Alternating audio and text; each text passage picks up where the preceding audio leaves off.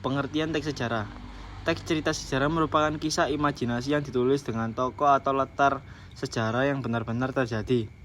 Meskipun imajinatif, teks ini tetap membuat sejarah yang faktual sebagai latar belakang dan beberapa unsur lain saja.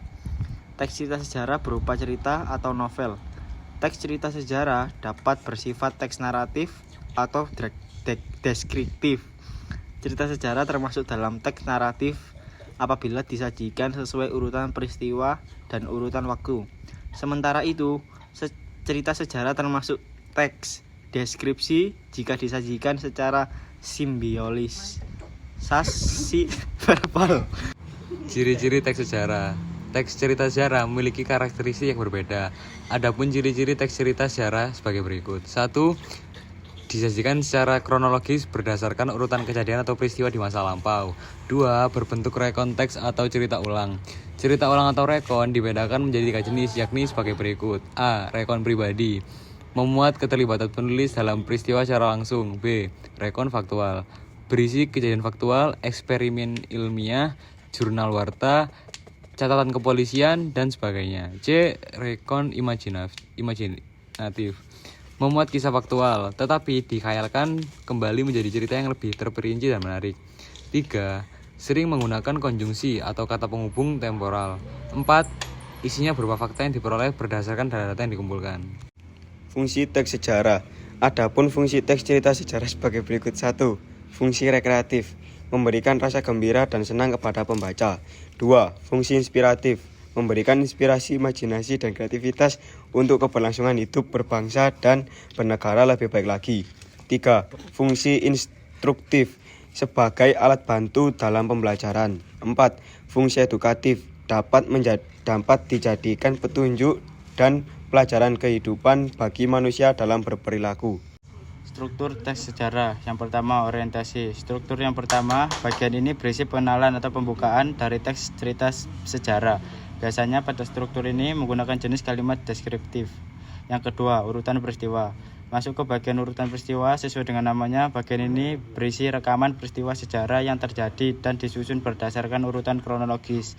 Yang ketiga, reorientasi. Struktur teks cerita sejarah yang terakhir. Bagian ini berisi komentar pribadi penulis terhadap cerita yang ditulisnya. Umumnya bersifat opsional, boleh ditulis atau tidak. Pada struktur ini biasanya juga memuat dampak yang ditimbulkan dari peristiwa tersebut. Tapi diingat, struktur ini boleh ditulis atau tidak. Nilai-nilai teks sejarah. Nilai agama. Nilai agama adalah nilai-nilai yang ada di dalam karya sastra dan berkaitan dengan kehidupan beragama manusia. Agama apapun tidak disebutkan secara spesifik. Nilai budaya. Nilai budaya adalah nilai-nilai yang termuat dalam sebuah karya sastra berkaitan dengan kehidupan masyarakat, peradaban maupun kebudayaannya. Nilai estetis. Nilai estetis adalah yang termuat pada teks sejarah dan berkaitan dengan keindahan teknik yang digunakan oleh penulis dalam menyajikan ceritanya. Nilai estetis ini bersifat relatif sehingga keindahan yang dilihat oleh satu orang dengan orang lain dapat berbeda. Nilai moral atau nilai etik.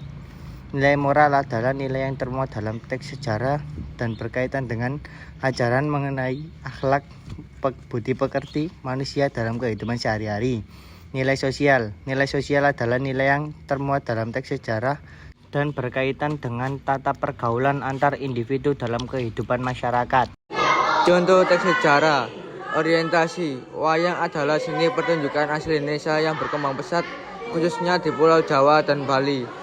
Pertunjukan ini juga populer di beberapa daerah seperti Sumatera dan Semenanjung Malaya. Juga memiliki beberapa budaya wayang yang terpengaruh oleh kebudayaan Jawa dan Hindu UNESCO. Lembaga yang membawai kebudayaan dari PBB pada 7 November 2003 menetapkan wayang sebagai pertunjukan bayangan boneka tersohor dari Indonesia. Sebuah warisan mahakarya dunia yang tak ternilai dalam seni tertutur, masterpiece of art and intangible heritage of humanity. Insiden atau urutan kejadian. Catatan sejarah. Pertama, tentang adanya pertunjukan wayang mengacu pada sebuah prasasti Olahraga. yang yang bisa dilacak berasal dari tahun 930 yang mengatakan segala gima wayang. Saat itulah sampai sekarang beberapa fitur boneka tradisional tetap ada. Galigi merupakan seorang penampil yang sering dimintai untuk menggelar pertunjukan ketika ada acara atau upacara penting. Pada saat itu, ia biasanya membawakan sebuah cerita tentang Bima, seorang satria dan dari kisah Mahabharata. Penampilan yang dibawakan oleh Galigi tercatat dalam Kakawin Arjuna Wiwaha yang dibuat oleh Empu Kanwa pada tahun 1035 yang mendeskripsikannya sebagai seorang yang cepat dan hanya berjarak satu wayang dari Jagatkarana. Kata Jagatkarana merupakan sebuah ungkapan untuk membandingkan kehidupan nyata kita dengan dunia perwayangan, di mana Jagatkarana yang berarti penggerak dunia atau dalang terbesar hanyalah berjarak satu layar dari kita. Insiden atau urutan kejadian 2 dalam sejarah asal-usul kesenian wayang kulit. Wayang kulit sendiri terbagi menjadi beberapa jenis dan satu diantaranya adalah wayang kulit Gagrak Banyumasan. Untuk wayang kulit jenis ini adalah sebuah gaya pedalangan yang juga dikenal dengan nama pageliran. Contoh lain dari pembagian jenis wayang kulit lainnya, wayang kulit Banjar yang sesuai namanya berkembang di Banjar, Kalimantan Selatan. Masyarakat kerajaan Banjar awalnya memang telah mengenal seni wayang kulit ini dimulai dari awal abad ke-14. Pernyataan ini menjadi jauh lebih kuat ketika Majapahit akhirnya berhasil menduduki beberapa bagian wilayah Kalimantan dan membawa misi untuk menyebarkan agama Hindu menggunakan taktik untuk mengadakan pertunjukan wayang kulit. Insiden atau urutan kejadian 3, contoh lain lagi ialah wayang Siam yang terkenal di Kelantan, Malaysia. Wayang Siam sendiri merupakan sebuah pertunjukan wayang one man show di mana bahasa yang digunakan adalah bahasa Melayu. Dari awal tidak ada bukti yang jelas tentang kemunculan pertama wayang Siam. Jadi orang-orang berpendapat bahwa kesenian ini berasal dari Jawa, mengikut simbol-simbol yang sangat bercorak Jawa. Reorientasi masa sekarang ini, ketertarikan anak muda akan kesenian wayang kulit bisa dinilai sangat rendah, mengingat banyaknya permainan berbasis teknologi yang bisa mereka mainkan.